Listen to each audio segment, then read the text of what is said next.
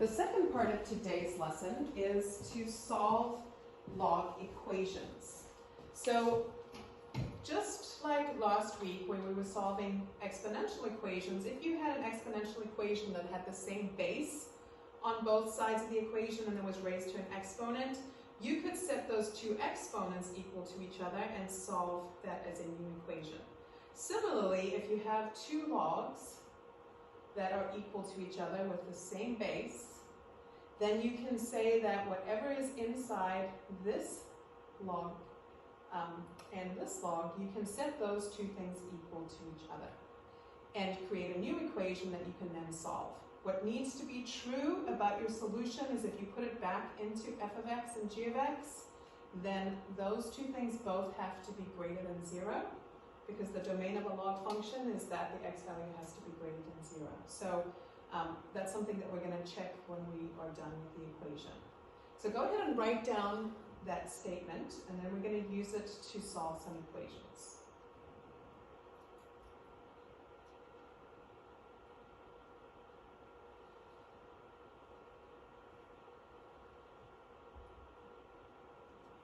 The first equation that we're going to solve is log base 3 of 2x minus 8 equals 2 log base 3 of 5 plus log base 3 of 2.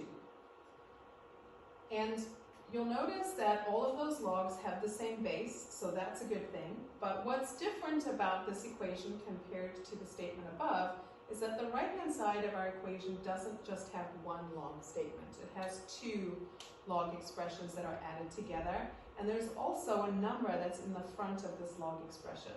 So we're going to need to use some of our properties of exponents that we learned about last week to help us to solve or to condense that expression on the right-hand side. So just like when you were practicing condensing these expressions last week, the first thing you want to do is you want to take care of this 2 that's in front here and move it into the exponent. So we're going to change this into log base 3 of 5 cubed plus log base 3 of 2. And now we have those two logs added to each other. We can use this property here where we have the two logs that are added together. You can condense that into one log where we're going to multiply those two pieces together. So we can write this as log base 3, and let's take 5 cubed. We know that that's 125, multiplied by 2, and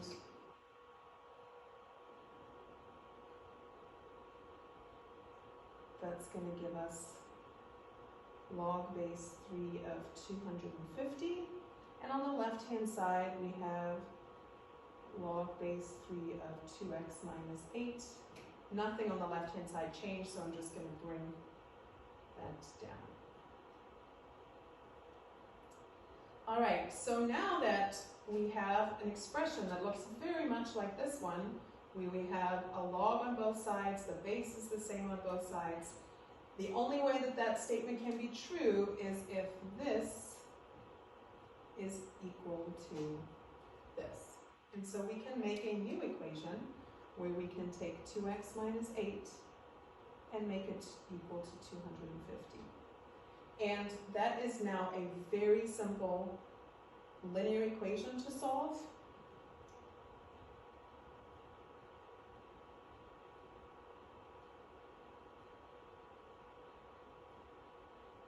And you would get x equals, I'm going to divide 258 by 2, which is going to end up giving you 129.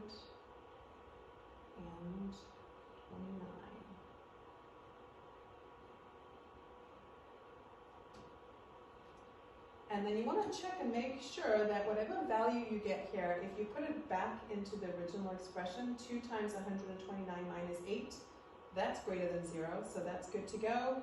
We don't need to check those ones since those were just numbers, but you always want to check to make sure that you do not get a negative number. So again, let's refresh what we did here. We condensed the right side of the equation using the properties of exponents. I mean, not exponents, sorry, the properties of logs.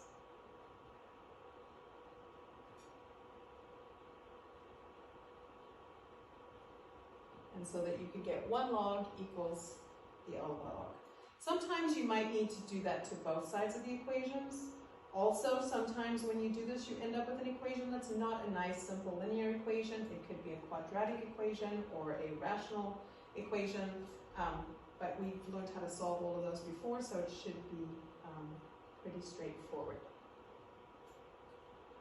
All right, let's take a look at another equation, and this one does not have a log on both sides.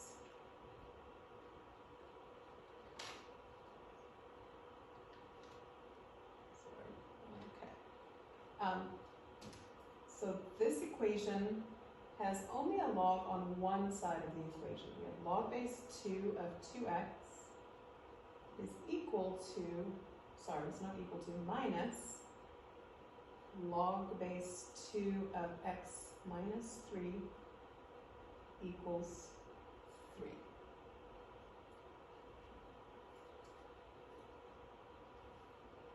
So your first step is that you're going to condense the left-hand side.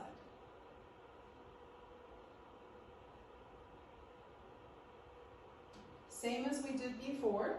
This time it's a little bit different because you'll notice there are no numbers in the front that we need to move into the exponents, but if they were, we would do that first.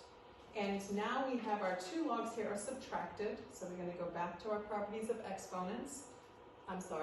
Properties of logs. And when you have a log minus a log, so long as the bases are the same, you can condense it and write it as one single log, where we're going to divide those 2 things. So I can write this one now as log base 2 of 2x divided by x minus 3. And that equals 3.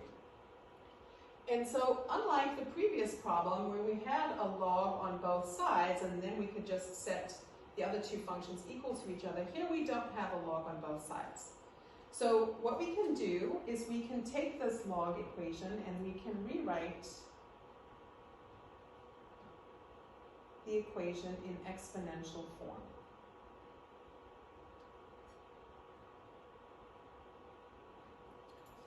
So again, if you look back at your little sheet with the properties here, on the top it showed us how to go back and forth between exponential forms. So right now we're in log form, and we want to write it in exponential form.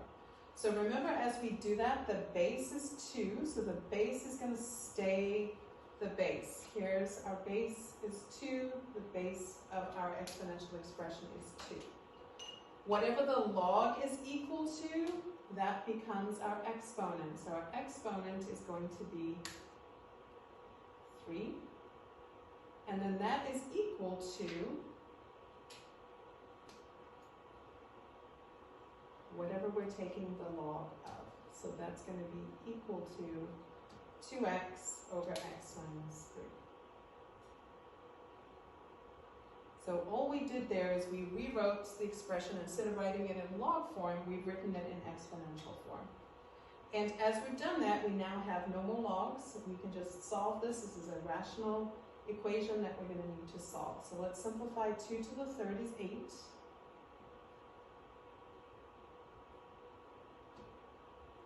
We can solve this by multiplying both sides of the equation by x minus 3. And so on the left side, we would end up with 8x minus 24 equals 2x. We're going to get the x's onto one side.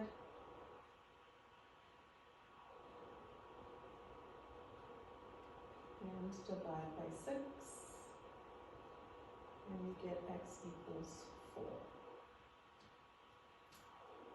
Again, we want to check and make sure that this works. You want to put that 4 back into the original equation. 2 times 4 is 8. We can find the log of 8. You want to put it back into the equation x minus 3. X minus 3, if you put a 4 in there, 4 minus 3 is 2, and that, sorry, 4 minus 3 is 1. That's a positive number, so you're good to go. You also want to make sure that it doesn't give you a number that would make this denominator equal to 0, because then that would make the whole thing undefined. Let's take a look at what this looks like graphically. We're going to look at this on Desmos. And if you look at it, the left-hand side of the equation that we just solved is in green. The right-hand side of the equation is purple, and you can see the place where they intersect is the point x4. When we solved this, we got our value, we got the point 4,3. When we solved this, we got the value where x equals 4. And the y value is equal to 3. So it's a great idea to check your solutions graphically. You can do them on your graphing calculator or using Desmos. There's some other problems on the homework where it's asking you to check them graphically. Please do so, and then just draw a sketch of your solution or of your graph. All right, good luck. Thanks.